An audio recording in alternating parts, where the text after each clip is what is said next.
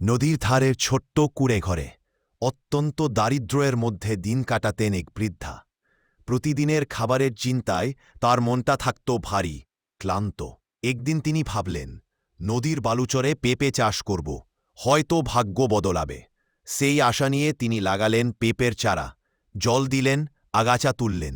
দিনে দিনে গাছগুলো বড় হয়ে উঠল, পাতার আড়ালে দুলতে লাগল টলটলে সবুজ পেঁপে। অবশেষে এল প্রতীক্ষা সেই মুহূর্ত, পাকা পেঁপে তোলার সময়। কিন্তু ঠিক তখনই দূর থেকে গর্জে উঠল নদী। হঠাৎ ফুলে ওঠা প্রচণ্ড স্রোতে মুহূর্তেই তলিয়ে গেল তার পেঁপে ক্ষেত। নিজের সমস্ত পরিশ্রম ডুবে যেতে দেখে নদীর ধারে বসে তিনি কাঁদতে লাগলেন, অঝোরে, নিঃশব্দে। কান্না করতে করতে ক্লান্ত হয়ে একসময় ঘুমিয়ে পড়লেন সেখানেই। ভোরে রাতে ঘুম ভাঙতেই তিনি বিস্ময়ে থমকে গেলেন। নদীর পানি রাতারাতি উধাও। দৌড়ে গেলেন নিজের ক্ষেতে, আর যা দেখলেন তা যেন স্বপ্নকেও হার মানায়। গাছ ভর্তি ঝকমকে সোনার পেঁপে, প্রতিটি পেঁপে গোল, ভারী, ভেতর পর্যন্ত খাঁটি সোনার জিলিক। বৃদ্ধার চোখে এবার অশ্রু এল, কিন্তু দুঃখে নয়, সুখে, বিস্ময়ে, কৃতজ্ঞতায়।